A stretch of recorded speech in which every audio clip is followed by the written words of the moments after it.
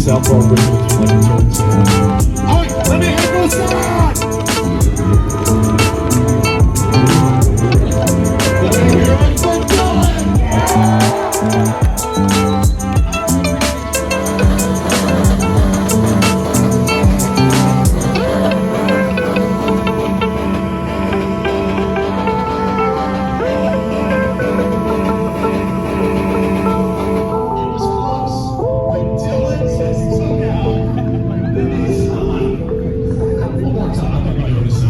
This is like an early test, so I think we know what's going to happen. Hey, but this thing's for this.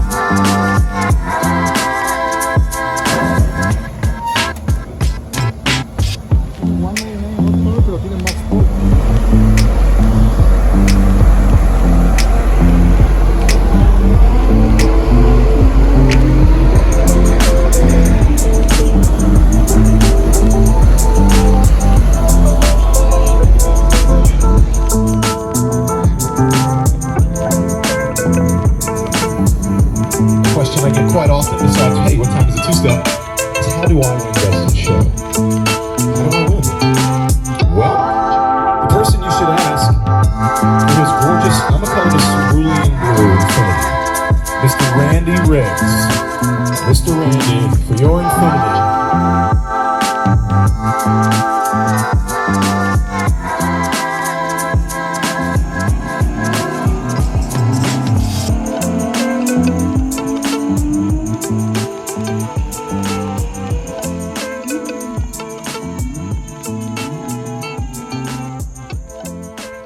I assembled my belt sander in the house and just rolled it around back. So this was the main thing that I was looking for. Something that had a long enough deck beyond, just flat enough, but that did not come with roller interference, but that was flat enough and long enough so that I can sand these flat. So once I tackle them in position, just to make sure everything kind of perfectly lines up with my manifold flange, I can actually hold this down, sand everything pretty much flush and even, and that way I'll have a nice flush fit with all 6 runners that'll mount to the back of the backing plate, which will be here. So the thing I was trying to avoid is having different gaps, with the top being a little closer here, this one being just offset. If I can get these all sanded down flat, almost like a flat surface like this, get the opposite side down, so that way once these are all tacked up in position and I position them here, they'll be somewhat pretty close all around. Like for example, this is touching pretty good in this location, but here you can see a gap right at the top of this side here versus over here. And sanding everything flat will eliminate from this. I switched to the ER4043 aluminum. I was originally using ER1100 and I started getting cracks, as you can see right here, hairline cracks in all of my tack welds. Once I switched to the ER4043, which they said is more usable for high temperature automotive applications and different applications where there's going to be a lot of heat cycling, that worked a lot better. So as you can see the difference when I tacked up with the ER4043, this laid a lot better and no cracks at all. But almost all my tack welds end up doing this. So then I had to kind of either blend to go back through and grind some of the tacks off and go back over top with the 4043. Okay, working in between the rain showers. This weather is a little messy, but that's not going to stop me. I tack welded a lot of the pie cuts onto my cylinder head flange for the 3.6 liter. And as you can see, quite a few of them are uneven. So the whole purpose for purchasing this is so that way I can just do some basic cuts, tack weld all my pieces in position, and then use my sander to grind everything down and get them nice and flush. So therefore, when I go to weld this up to the Skunk 2 intake manifold flange, everything will be lined up perfectly and evenly. And as well as with the sander, I can actually sand this down and get the correct offset. So if I have to tilt it back a little bit more, which I want to, therefore I can get a little bit of extra clearance from my radiator housing. So let's start the grinding and sanding and get some stuff in.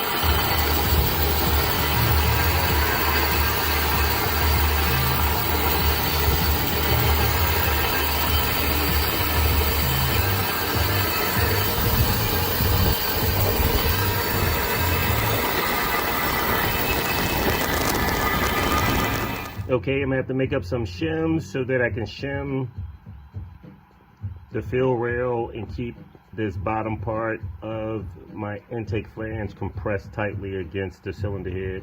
Because if I don't, you can see it's play right here where we're shimming back and forth. So the top part have mounting bolts that would go right in here, here, and here. And my bottom part, to keep it sealed tight, would be these bolts for the fill rail. But because of the way this flange is designed, I'll fabricate some shims so that when I bolt this tight into position for the fill rail, it'll also keep my flange tight against the cylinder head so that we don't have any boost leaks. Okay, I'm out in the rain getting it in. So this angle is pretty nice. I'm a little closer than I would like on my bottom fill rail, but I already came up with some modifications, future modifications that I can do to still make all of this work. But with this particular angle, I am still looking extremely good as far as clearance, as far as bolting my top fill rail in. So what I am going to do is sand this back down in my sander and angle it so that way I can get my top closer to the fill rail, and that'll kind of tilt my bottom out a little bit more, and that'll give me clearance for my lower fill rail bolts also. So let's do this. Looking pretty good so far. So I have my flange plate that mounts to the cylinder head sanded down. I have a pretty good angle. I like the angle that I have, so that gives me very good clearance for bolting in and securing my top fill rail and give me clearance for my bolts to bolt in position. But what I want to do now is I'm going to offset my angle a little bit more, and what that'll do is give me a little tighter fit here from my flange plate to my fill rail, and it will actually tilt the bottom end out a little more and give me a little extra clearance for my lower fill rail bolts. I would have to modify the bottom fill rail, and I may have to still do it anyway to get everything to clear with the offset angle that I have to get this big monster in here with the spacer. If I didn't use the spacer, it would be totally different. I would have already had everything finished. But to get as much volume, because my brother was like, bro, we bought the spacers, I want my spacers, you know, so, which I understand. And when that challenge is given to me, my brain started reacting to see if I can overcome that challenge or obstacle. And it appears that we are en route to doing that. So I'll resand my flange down that bolts to the cylinder head, offset my angle a little bit more, bring this tighter to the top, give me a little extra clearance from the bottom, and let's make it happen. I'm gonna wrap it up for the night. I pretty much got the angle and offset that I want. So I will end up welding up the manifold in this position right here. I can still, as you can see down there, the bolt holes are lining up perfectly so that I can get 4 bolts to bolt in, the original 4 bolts to bolt in my fill rail. Also, I have clearance to be able to mount the bolts that secures my back flange, my spacer, that's 1 liter, as well as all this to bolt to the plenum. I'll have clearance. So it took a lot of trial and error, not even error, but just pretty much trial, shaving down a little bit at a time just to get that right offset that I needed. And this looked like this is going to work out pretty good without making contact to the radiator and giving us a large size plenum to feed that beast outside. So we'll pick back up tomorrow. I want to start tack welding, finish welding up in between all of the runners, because it's an extremely tight squeeze, and I mean extremely. So I'll just give an example with my welding head. You can see right here, there's not much room to get between here. So a few people that was making these up also made mention of trying to get a welder in between here, welding up all of this stuff, and it's very, very tight. Other people have actually machined a whole piece with the flange already on it, so that way it's a 1-piece billet flange, and you don't have to worry about trying to weld up in these tight areas. That I am definitely a total amateur welder, total amateur, but I have a vision. Long as it secures everything properly, nice tight fit without breaking or cracking, I can clean up these little welds. But the whole thing is to build a intake manifold that'll fit out 3.6 the way that I want it to fit, as well as flow some good airflow towards the engine or into the engine. So look like we're making pretty good progress. About to finish up for tonight. This weekend made some fairly okay progress. I tack welded most of my pie cuts to the flange itself and welded as far around as I could get. So for example, right here, you can see I stopped right here. It is extremely hard to get between these runners and weld. It's almost, impossible is not the word, but it's very, very, very difficult and challenging. So what I've had to do was go in the inside, because the hole is big enough to kind of weld all up in between the gaps. So that's the plan. I have to go inside of each one of the ports, weld each one of these up in between the runners, and then go ahead, port match, and grind everything back down. So that is the objective, that is the game plan, and that is what I'm going to do. But you can see each way I got as close as I can get in between here. I can't even get my fingertip, let alone the tip of this, which is bigger than my fingertip. So trying to get between here, the arc wants to jump from here in between both of these runners, and it is very challenging.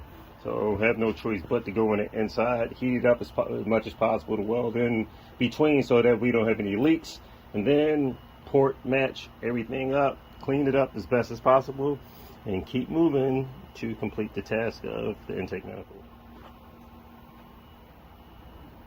Okay, I'm about to wrap it up for the night. I worked far past my bedtime. I've been squeezing this inside these ports, trying to weld up the inner walls, because it is extremely tight to get between the runners, and I mean extremely tight. So of course the ports are larger and I had more room to get inside, so I welded up as best as I could. It looks a little crappy, but I'm going to port match it anyway, so I'm not worried about the aesthetics at all. I'm worried about making a good sealing contact between the two pieces of metal, which is aluminum, and that way I can eliminate any type of leakage. So this thing is extremely hot, but trying to get in between these runners was a nightmare, and I mean a nightmare. So I welded as much as I could to get as close as possible, and then I overlapped it on the inside. So all of this is going to get cleaned up pretty good, but the primary objective was getting the small pie cuts welded to this flange on a short angle, as you can see, in order to weld this onto my manifold flange, and hopefully all will turn well. I'm exhausted, but I got a good feeling that it will turn out well, because either way, I want it to still aesthetically look good, but primarily be functional. So 100% functional, that's my objective. Aesthetics, 70-80%. I still want it to look fairly good.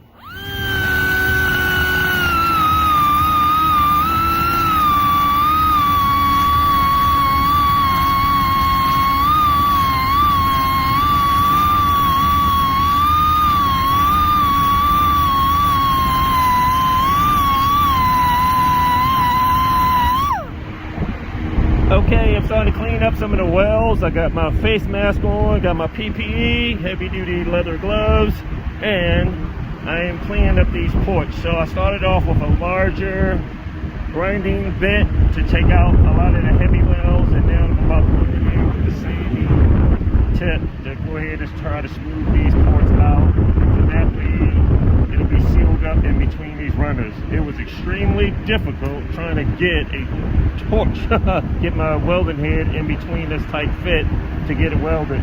So I would weld around as far as I could on the top, and then on the inside go all the way around to complete that circle, so that way we can try to eliminate any type of leaks. Of course, I'm gonna clean all the outside up, because I am definitely not a welder, total amateur, but my whole point is to get these pieces fused together, seal it tight, no leaks, and to get that beast on the road. That is the goal and main objective. Once everything gets up and running, we can always fabricate more pieces and come back to have people design this the way that we want. All of this is testing to get the most power we can out of these. Once we can get this stuff up and running, making some major numbers, then we can start coming out with some prototypes. Prototypes work good, and then we come out with a final product. That is the goal and objective. Made a little progress, did a little port batching to clean up the welds, because I had to weld on the inside of these pie cuts so that I can seal this as best as possible. It's extremely hard, as I stated before, trying to get between this, which is definitely less than, oh man, that's definitely less than 3/8 of an inch between each one of those runners. Is actually probably only about 7 millimeters of spacing in between this, 6 to 7 millimeters of spacing between each one of these, so it's a tight fit. Okay, about to wrap up for the night. I've gotten 4, pretty much satisfactory. Got 2 more to do. As you can see, I still have a lip here from the difference in sizes of this outer pie cut flange that I welded onto the backing plate that bolts onto the cylinder head. So I'm actually cleaning it up. I had to weld on the inside between these, because I have exactly less than, or I'll just say not exactly, but I have less than 7 millimeters of clearance between each one of these runners. So it's extremely tight trying to get a weld in between those. So instead I had to weld on the inside diameter of each one of the pipes, except for the outer 2. I had to weld on the inside here, but the outer ones was a lot easier, of course. That's common sense. But getting in between these was no joke. So I had no choice but to weld on the inside of this, which was very tight also. So I finished up 4 of the runners, which is pretty much satisfactory. He's got 2 more to go, and I'll finish this up tomorrow and just keep moving. Then I'll clean up the outside, because of course it's a little boogered up, but I'll clean up the welds. But the most important part is getting these pipes fused together so that they do not crack or fall apart, and they can seal very tight to maintain 50-60 pounds of boost at least when we're going for that big 1500 horsepower number at the wheels.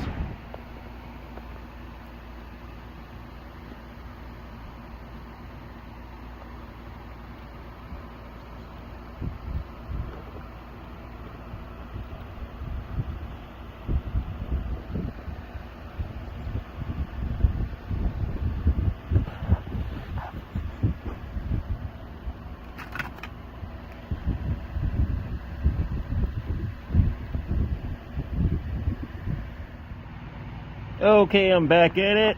I have 4 ports pretty much cleaned up for the most part. I'm gonna go back over and fine tune everything once I finish. I got 2 more to do. As you can see, I have some raised lips in here that I need to sand down. This pie cut was a little bit, just slightly larger diameter, and I'm gonna just match it up so that way it's a smooth transition. And in between the seams where I had to kind of weld the inside of these joints up, I'll clean all of that up right now also. So objective is to clean up these last 2 ports, and then maybe tomorrow, Wednesday, I can go in and try to just possibly fill some of these little small seams in. Nothing major, just to do it, and we'll see how that turns out.